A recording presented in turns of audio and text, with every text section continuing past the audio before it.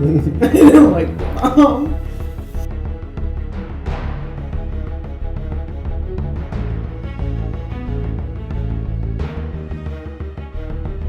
Okay, so we have the 10 sauces from Hot Ones, and we're going to try them out. And the first one is the classic.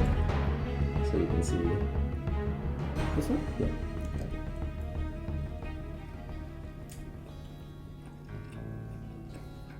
So since we're in Japan, what's your favorite thing about Japan? I don't know. I've enjoyed just hearing Japanese spoken around since I got to take a very, very little bit of Japanese in undergrad, and I haven't really been back to it. Okay, so let's try Sauce Bay. So if you could visit a new country in the world that you haven't been to before, where would you go? I would like to go to other parts of South America. Somewhere, I don't know, Colombia would be nice. Ecuador, I don't know. Okay. Chile. Let's try Shaquanda's hot pepper sauce. If you could visit a country you've already been to, where would you go? Canada, I'd like to see more of Canada because I went there to Quebec to visit a friend. Mm-hmm. But I was there during the middle of the summer, and that friend, they're very excited to show me sort of Canada in the winter. It was a really, really enjoyable trip the one time I went. And saw raccoons, and they were like as big as dogs. I thought they were smaller. Okay, the next one is Lucky Dog.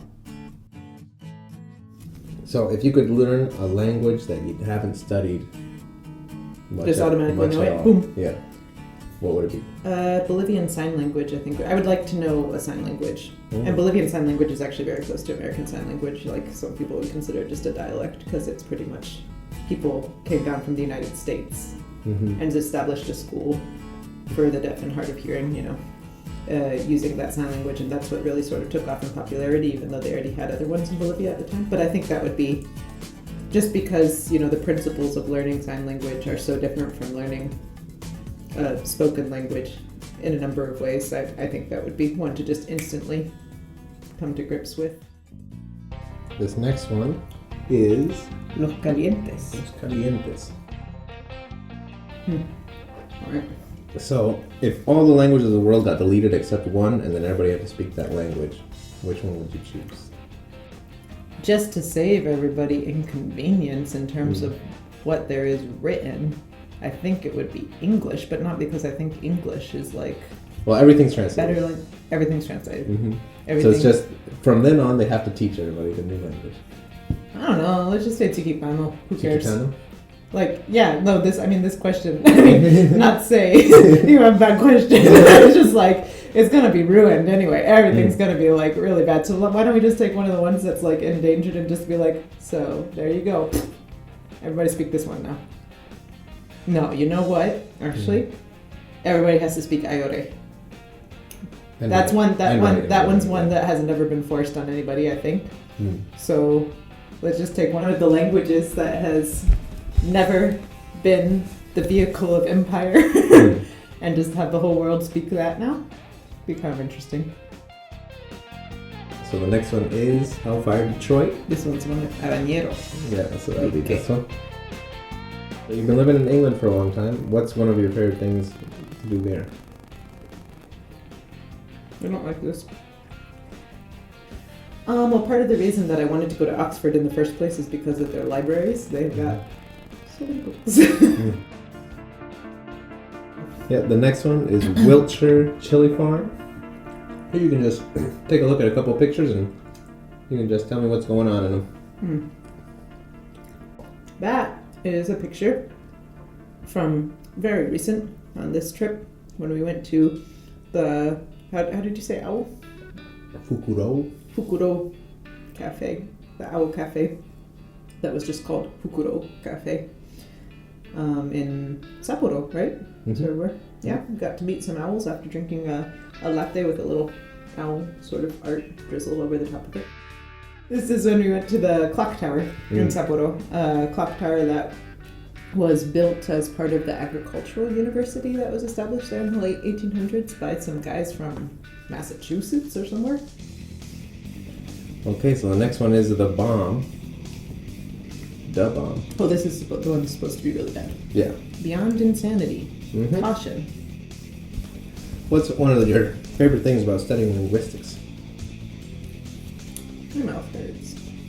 I don't like the bomb. As far as sort of studying linguistic theory and that sort of thing, the field I'm most interested in is morphology. I like to look at like the bits of words and how you can get down to like the smallest meaningful unit, you know, not even if it's smaller than a word, you know. The sort of classic example people give of a morpheme is in cats, plural. You've got two morphemes. You've got cat and you've got s, which is the plural morpheme. And then cat by itself, some people might say, is one morpheme, or it is two morphemes if you are looking at cat as singular, because the absence of that s plural marker indicates that it is singular. Mm-hmm. So some people would say there's like a null morpheme or a morpheme you don't really see there, but just the absence of the s sort of shows you that it's singular. So looking at the different theories, the different ideas people have about how words break down, how they are put together to form larger units, you know, that's interesting to me. Okay, so the second to last sauce is chocolate plague. Which you have said does not have chocolate in it. Doesn't have chocolate as far as I know. At least you can't taste it. So this one's just a little trivia question. How many official languages are in Bolivia? Oh, I think it was like 33. That's close, that's good.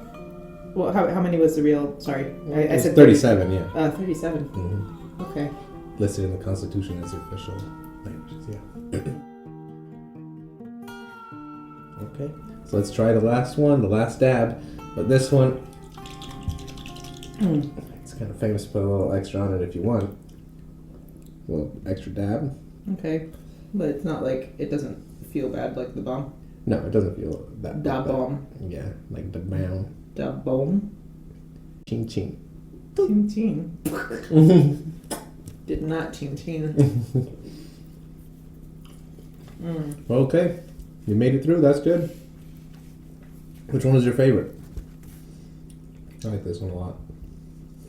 Yeah, I know. I remember when I tried this Hellfire one, I was thinking back to this one fondly, but I don't remember the flavors so well. Actually, going through, sorry, That's I fine. forgot them. No problem. I do think this one was very tomatoey. Yeah. I did not really like Hellfire. I did not like the bomb, obviously. Yeah. I think the Lucky Dog was okay. Yeah, that's a good one. Yeah. Okay, nice. Well, cool. You made it through. Good job. Hurrah.